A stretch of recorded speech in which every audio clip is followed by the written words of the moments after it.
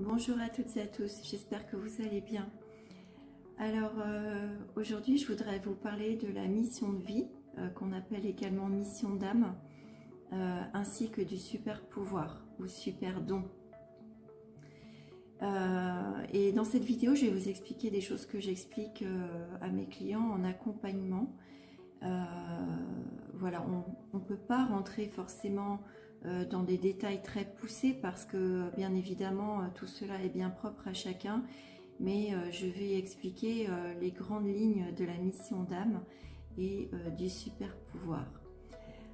Alors on est tous sur un chemin de vie, c'est-à-dire qu'au moment de notre naissance, notre incarnation physique, on est sur un chemin, d'accord? Ce chemin, c'est comme une route, d'accord?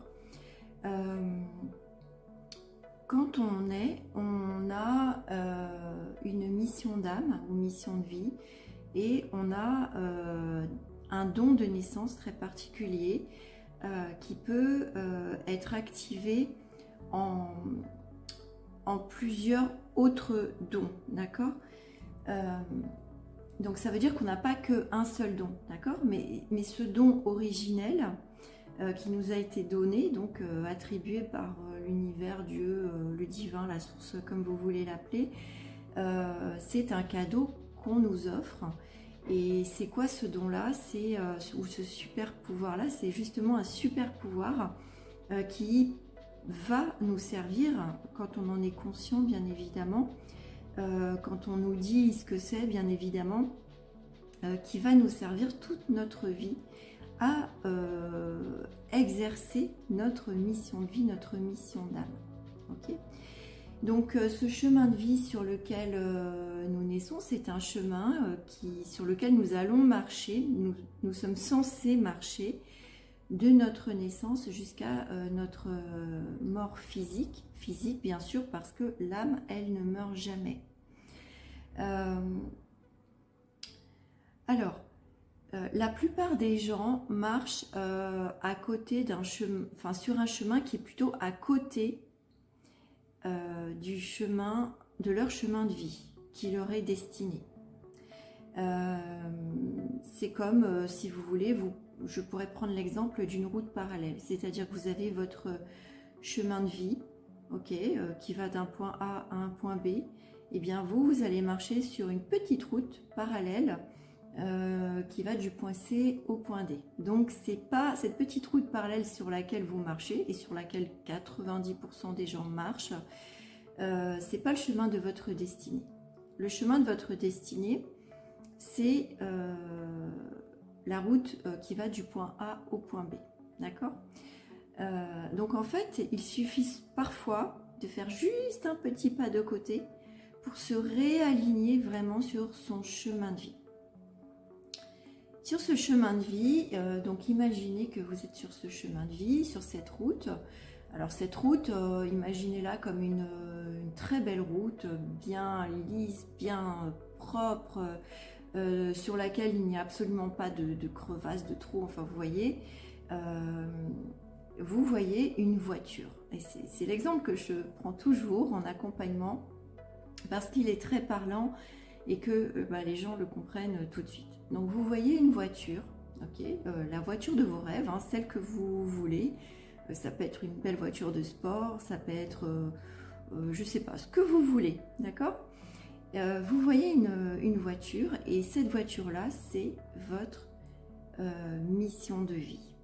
Imaginez que cette voiture, c'est votre mission de vie ou votre mission d'âme. Donc vous êtes sur votre chemin de vie et puis dans cette voiture, vous allez rentrer dans cette voiture et vous allez donc rentrer dans votre mission d'âme, dans votre mission de vie. Et c'est normalement la voiture qu'on vous a donnée à votre naissance. Mais vous et tous les êtres humains, par leurs croyances, leurs conditionnements, les convenances, leurs peurs, leurs blocages, leurs blessures d'âme, etc., eh bien, ils ont dévié à un moment, et souvent très très tôt dans la vie, très peu de temps après la naissance, ils dévient pour aller sur ce chemin qui est plutôt, on va dire, le chemin parallèle, donc qui est plutôt c'est pas une belle route bien lisse sur laquelle on peut rouler facilement. Donc c'est une route qui a beaucoup d'embûches. Ok. Donc vous rentrez dans cette superbe voiture, hein, celle que vous avez choisie avant votre incarnation, d'accord. Et donc c'est votre mission de vie, votre mission d'âme. Et puis bon, ben, maintenant il va falloir exercer cette mission de vie, exercer cette mission d'âme dans votre vie actuelle. Alors, vous allez soit attendre dans votre voiture, soit sortir de votre voiture et puis la pousser, mais bien évidemment, vous n'irez pas très vite et vous n'irez pas très loin. Alors nous, ce qu'on va faire, c'est qu'on va mettre du carburant, bien sûr, dans cette voiture. Et ce carburant-là, il est absolument unique, incroyable. Il n'y a que vous qui l'avez sur Terre. Même si d'autres personnes peuvent exprimer sensiblement des choses qui se rapprochent de ce carburant-là, d'une manière un petit peu différente de la vôtre. Mais en tout cas, ce carburant-là, il vous est propre à vous. C'est votre super don de naissance. Ok. Donc, ce qu'on va faire, et ce que je fais d'ailleurs avec mes clients, hein, quand d'ailleurs je canalise leur offre business, c'est que on va rassembler, on va utiliser votre mission de vie, qui est votre superbe voiture que vous avez eue à votre naissance, et votre super don, votre carburant que vous avez eu aussi à votre naissance, et on va les utiliser ensemble pour vous faire avancer très bien et très vite sur votre chemin de vie. Ok. Quand vous allez rouler sur ce chemin-là en utilisant à la fois votre mission de vie et donc votre voiture et puis votre super don, vous allez vous apercevoir que vos fréquences énergétiques vont augmenter. Pourquoi? Parce que vous allez être totalement aligné sur votre chemin. C'est-à-dire que c'est le vôtre, c'est pas celui de quelqu'un d'autre. Vous allez avoir une mission qui est la vôtre. C'est pas celle de quelqu'un d'autre. C'est pas celle que Pierre-Paul Jacques vous aura dit de faire, vous aura imposé, ou parce que vous avez entendu que c'était à la mode de faire ça ou ça. Ok. Et puis vous allez utiliser votre super don. Et c'est le vôtre, c'est pas celui de quelqu'un d'autre, c'est pas celui de votre voisine ou de votre tante, d'accord? Donc forcément, votre être va être totalement aligné avec vos actions et donc avec vos résultats. C'est-à-dire que ce que vous allez faire va être aligné avec qui vous êtes, et donc vous allez obtenir le résultat de qui vous êtes. Et quand on est aligné, on est dans des fréquences énergétiques qui sont élevées.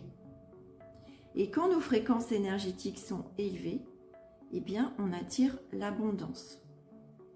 C'est pour ça que quand on a une offre business qui est alignée à notre âme, qui est alignée à notre mission d'âme, qui est alignée à notre super pouvoir, on a à la fois une offre business qui est unique, et surtout une offre business qui est ultra magnétique en termes d'énergie, en termes vibratoires et donc en termes de résultats. Ok.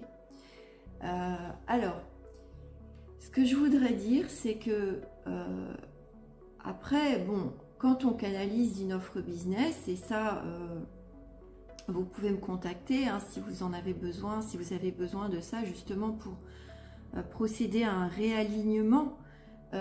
Si par exemple vous n'avez pas de résultats ou peu de résultats, ou bien que vous en avez mais que vous avez envie de vous reconvertir professionnellement et que vous ne savez pas quoi faire, ou alors que vous savez quoi faire mais que vous ne savez pas dans quelle direction aller, d'accord, ça votre âme peut me le dire et moi je vous transmettrai les messages et on canalise ensuite une offre business qui est totalement alignée avec qui vous êtes.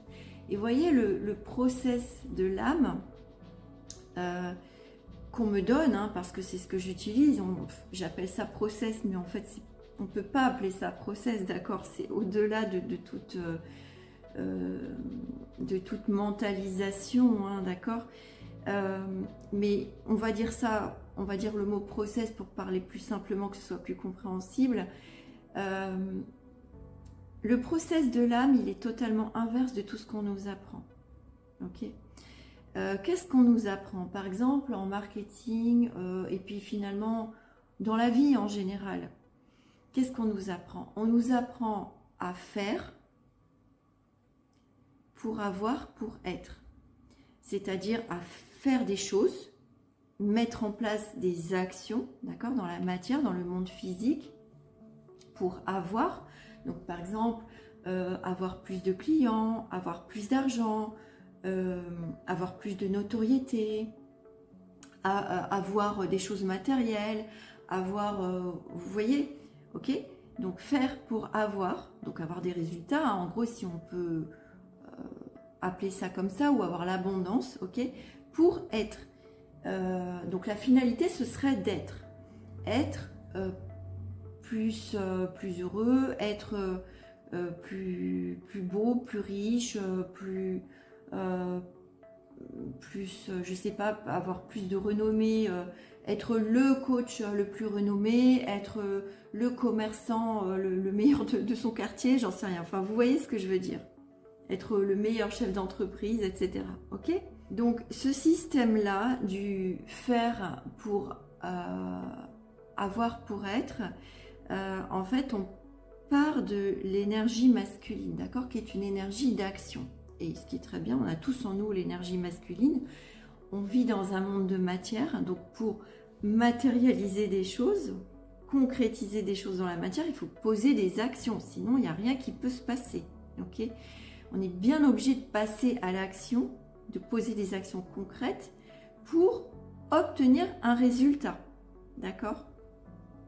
Et oui, effectivement, ça peut nous amener à être, je sais pas, ce que vous voulez, une meilleure personne, j'en sais rien, peu importe, d'accord? On a déjà vu des exemples. Mais avec l'âme, on part du process inverse. C'est le process inverse, c'est-à-dire qu'on va partir de l'être pour faire, pour avoir. C'est-à-dire que nos actions vont être le reflet de notre être et nos résultats, c'est-à-dire avoir, l'avoir va être le résultat de nos actions qui sont aussi le résultat de notre être, le reflet de notre être. C'est-à-dire que tout est aligné. Et ensuite, si on crée une offre business, par exemple, cette offre business, elle est le résultat, c'est le reflet dans la matière de notre être. D'où l'intérêt à avoir des fréquences vibratoires élevées. D'où l'intérêt aussi à se libérer de ces blessures émotionnelles, de ces peurs, de ces blocages, surtout des peurs et des blocages inconscients. D'accord? Je vois par exemple beaucoup chez les entrepreneurs, et je crois que je l'ai déjà dit dans une autre vidéo, je vois beaucoup chez les entrepreneurs la peur du succès. Et cette peur du succès, on y pense très rarement parce que on voit souvent des choses sur la peur de l'échec, etc. Alors oui, la peur de l'échec est une peur très fréquente, hein, et d'ailleurs c'est une peur qui est presque commune à tous les êtres humains, d'accord? Et c'est ce qui empêche finalement l'évolution, c'est ce qui empêche les êtres humains de sortir de leur zone de confort parce qu'ils ont peur d'échouer, donc ils ne sortent pas de cette zone de confort qui, je ne sais même pas pourquoi on l'appelle zone de confort, parce que à un moment dans la vie, surtout quand on a un éveil spirituel et qu'on a la clarté et que la lumière est faite sur beaucoup de choses dans notre vie, on s'aperçoit que en fait cette zone de confort, ce confort-là était complètement, enfin ça pouvait même être une grosse illusion et que ce n'est absolument pas confortable en fait. Donc voilà en ce qui concerne la peur de l'échec. Mais par contre, il y a cette peur que beaucoup ignorent, qui est la peur du succès. Et la peur du succès, qu'est-ce que c'est? La peur du succès, c'est la peur de la lumière. Pourquoi? Parce que inconsciemment, il y a beaucoup de gens qui bloquent leur succès. Pourquoi? Parce que quand on a du succès, on est mis en avant, on est mis en lumière. Et quand on est mis en lumière, on risque d'attirer, en tout cas c'est ce que notre mental croit, c'est ce qu'il nous fait croire, hein, de manière totalement inconsciente. Oui, c'est notre inconscient qui nous le fait croire, que si on est mis en lumière parce qu'on a du succès, on risque soit d'être trahi, soit d'être rejeté, soit d'être abandonné, soit d'être jugé de manière injuste, etc. Et il suffit qu'on ait ces blessures en nous pour bloquer le succès de manière totalement inconsciente. Sans compter qu'il y a d'autres peurs, hein, d'accord, je ne vais pas forcément rentrer dans les détails, etc. Si vous avez vraiment besoin d'aide, on prendra le temps, d'accord, vous pouvez m'écrire un mail, le mail est dans la description de cette vidéo et dans la description de cette chaîne, mais il y a d'autres peurs, d'accord, qui rentrent en ligne de compte. Il n'y a pas que ça, il n'y a pas que la peur du succès, hein, qui peut bloquer les résultats, parce que bien sûr, il faut quand même aller canaliser l'âme pour aller libérer vos blessures émotionnelles, etc. Donc c'est tout un travail d'ensemble quand même qu'il faut faire. Mais avec l'énergie, ça se fait très très vite, d'accord? Et une fois que tout ça, en fait, est libéré, vous n'avez plus de barrières. Il n'y a plus de barrières, en fait, qui existent pour être réaligné sur votre chemin de vie, pour rentrer dans votre voiture et rouler avec votre carburant. C'est-à-dire que vous n'avez plus peur à la fois d'exercer votre mission d'âme, vous n'avez plus peur du jugement des autres, hein, qu'est-ce que les gens vont dire si je change de voie, si je ne fais pas ce qu'on m'a toujours dit de faire, ou alors si j'utilise par exemple mes facultés extrasensorielles, alors soit que j'ignore, hein, totalement, parce qu'il y a beaucoup de gens qui ignorent qu'ils ont des facultés extrasensorielles. Il y a énormément de personnes qui ont des facultés extrasensorielles et qui l'ignorent totalement, d'accord? Alors, si elles ne le savent pas, si ces personnes ne le savent pas, soit c'est parce qu'elles ne sont pas prêtes à recevoir ces facultés-là dans leur vie, d'accord? Soit c'est parce que elles ont des peurs encore, ok? Il suffit juste d'un petit déblocage pour pouvoir voilà, débloquer les choses en fait, et que tout se mette en ordre, tout se mette en place. Bon, là je prends l'exemple des facultés extrasensorielles, mais ça peut être tout un tas de choses. Par exemple, vous êtes quelqu'un de très créatif et puis vous allez bloquer volontairement votre créativité parce que petit ou petite, à l'âge de 5 ans, on critiquait tout le temps vos dessins, on critiquait la manière dont je sais pas, vous étiez en train de peindre, de jouer de la musique, vous voyez, en fait, on va bloquer votre créativité. On a bloqué votre créativité dans le passé. Donc, vous pouvez aujourd'hui bloquer les résultats que vous pourriez avoir avec votre créativité aujourd'hui. Ou alors, vous pourriez carrément bloquer votre créativité aujourd'hui, c'est-à-dire faire quelque chose de totalement différent, totalement opposé, le chemin parallèle, d'accord? Quelque chose de totalement opposé à la créativité, hein. Par exemple, un métier qui demande beaucoup d'analyse, beaucoup de logique, beaucoup de, vous voyez, rien à voir avec l'imagination, la créativité, etc. Même si, bon, on retrouve, hein, moi quand j'ai des gens en accompagnement, on retrouve quand même des choses que la personne fait de manière totalement inconsciente dans son métier actuel et qui sont liées quand même à son super don, à sa mission d'âme, mais sans qu'elle le sache, hein, pas du tout, elle ne le sait pas. Mais on retrouve des choses. Mais ce n'est pas le métier qu'elle devrait faire, cette personne-là. Vous voyez? ou ce n'est pas avec ces personnes-là, ou ce n'est pas dans ce cadre-là, ou alors elle s'est fixé un cadre, par exemple, pour faire tel métier et ça correspond plutôt bien à sa mission d'âme, et ça correspond aussi plutôt bien à son super don, par exemple, mais en fait, elle pourrait aller beaucoup plus loin dans ce qu'elle propose, ou le proposer à un public différent, à un public de professionnels plutôt qu'un public, je sais pas, par exemple de débutants, vous voyez. Et voilà, bon, tout ça c'est des choses qu'il faut canaliser, c'est des choses qui se font facilement, ok. Voilà, donc c'est ce que je voulais vous expliquer sur la mission de vie, la mission d'âme, le super don, le super pouvoir. En tout cas, dites-vous une chose, c'est que tous vos rêves d'enfant, tous ceux que vous aviez, font partie de votre mission de vie, de votre mission d'âme. Et les choses que vous exprimiez étant enfant, les envies que vous exprimiez étant enfant, que vous les ayez concrétisées à un moment ou que vous ne les ayez pas concrétisées, font partie des outils, en tout cas des dons, des talents que vous avez, que vous pouvez exercer sur votre chemin de vie. Alors je voudrais juste finir aussi en disant une chose qui est par contre très importante si vous voulez atteindre l'abondance holistique, hein.